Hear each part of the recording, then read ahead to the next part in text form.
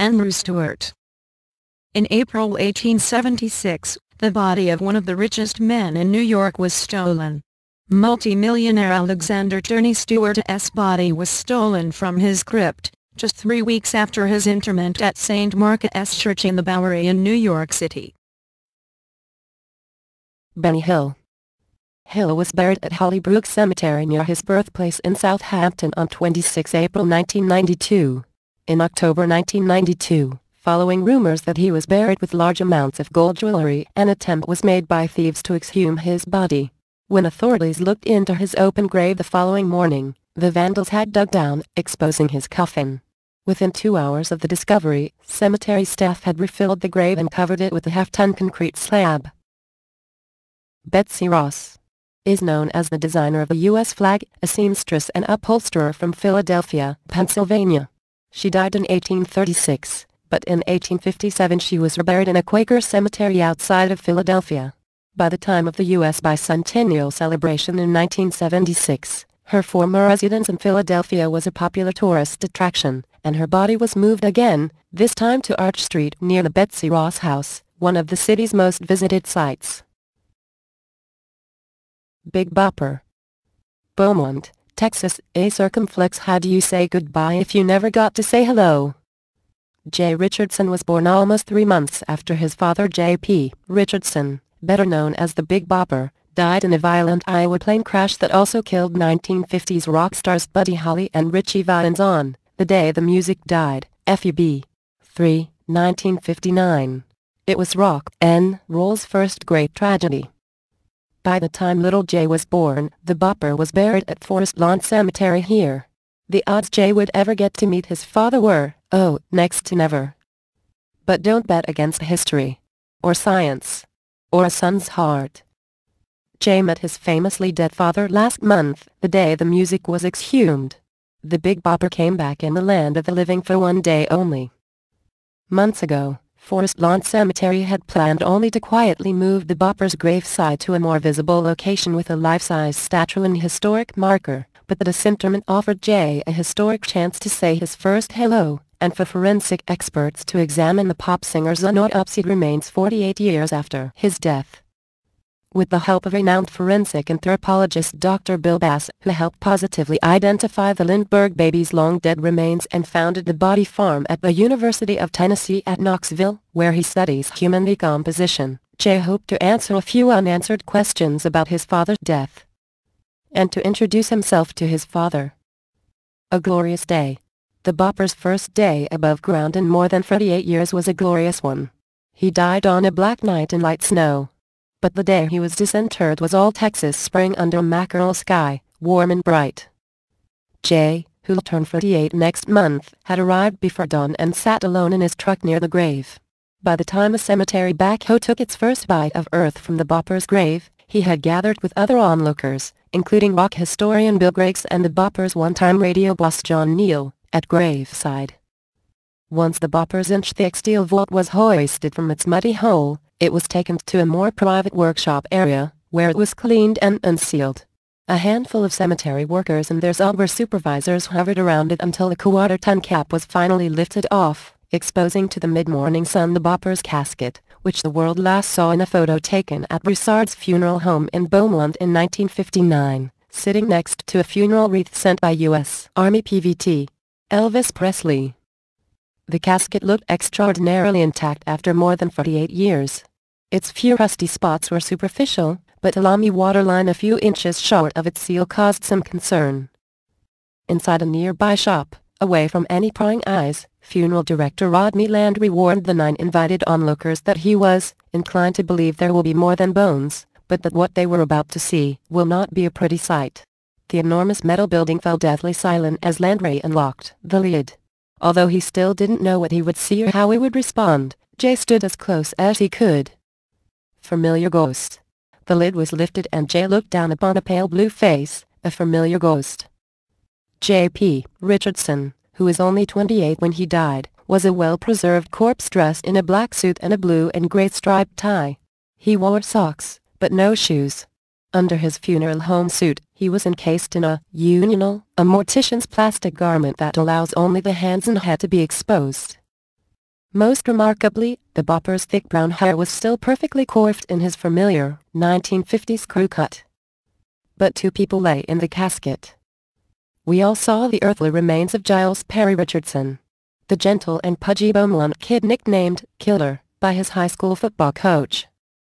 The chain-smoking, flat-topped high schooler who had hung around the radio studio at KTRM until they gave him a job.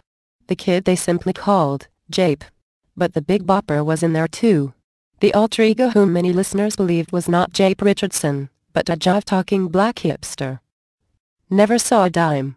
The shooting star in a leopard skin jacket who would sell 1 million records but never see a dime from his greatest hit, Chantilly Lace.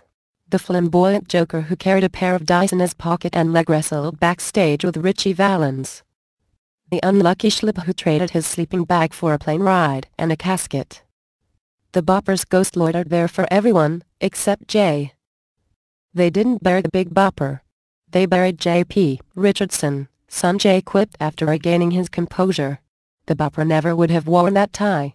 Several people pitched in to lift the still heavy but fragile body from the old casket onto a gurney where it could be x-rayed by Dr. Bass and 2 radiologists. Was the Bopper killed by the impact of the crash? Did he survive and try to go for help, only to die 40 feet from the wreckage, where his body was found? Was he truly a victim in the wild conspiracy theories that there had been gunplay on the plane?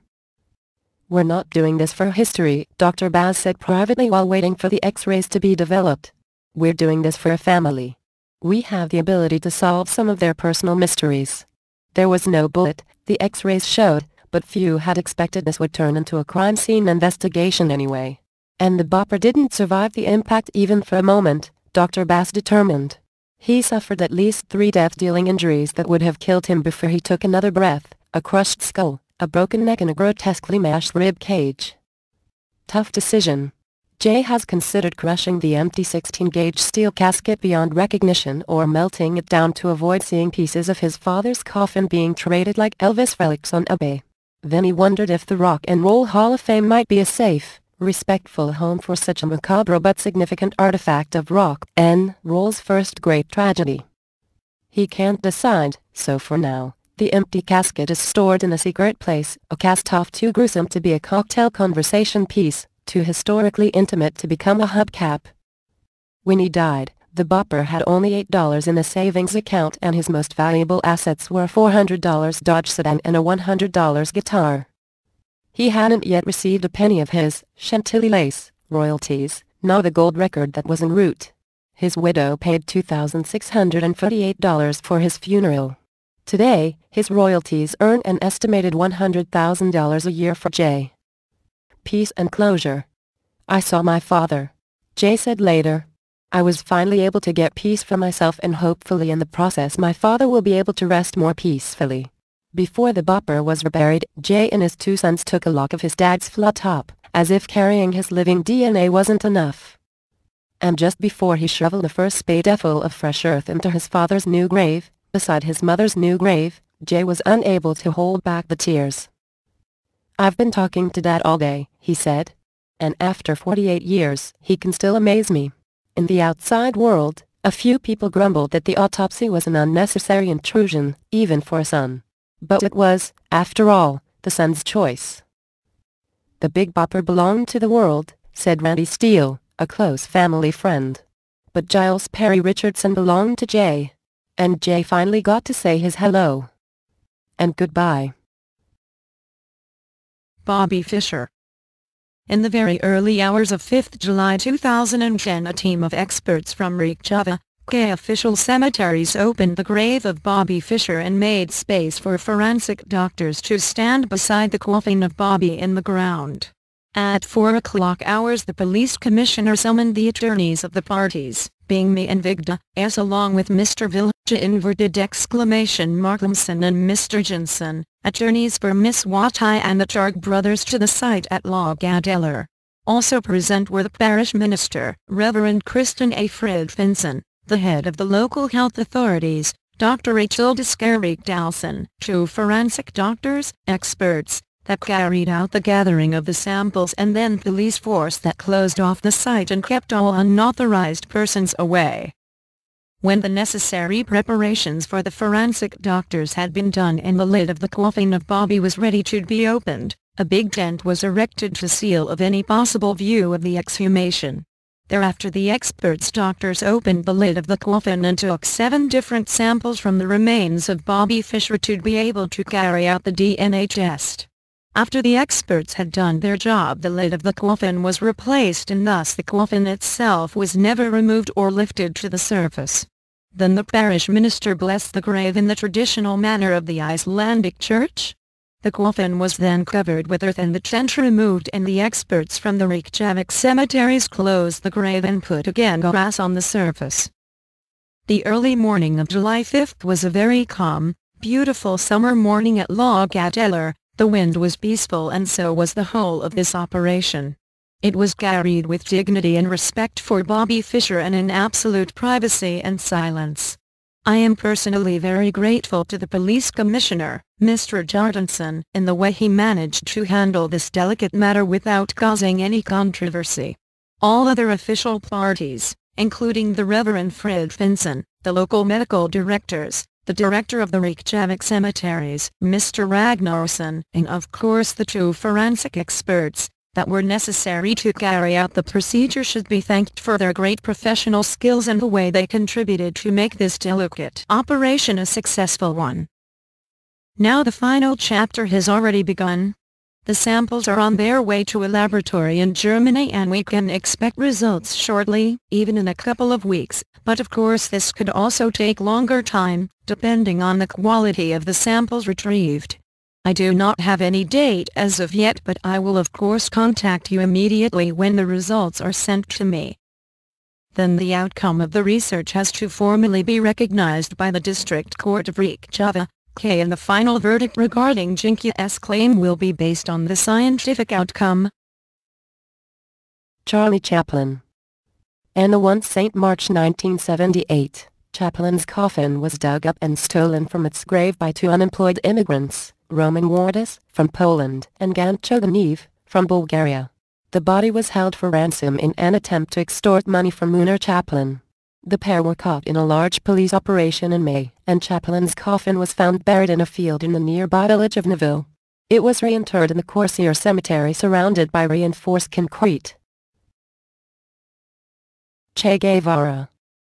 In late 1995, the retired Bolivian General Mario Vargas revealed to John Lee Anderson, author of Che Guevara, A Revolutionary Life, that Guevara's corpse lay near a Villagrande airstrip.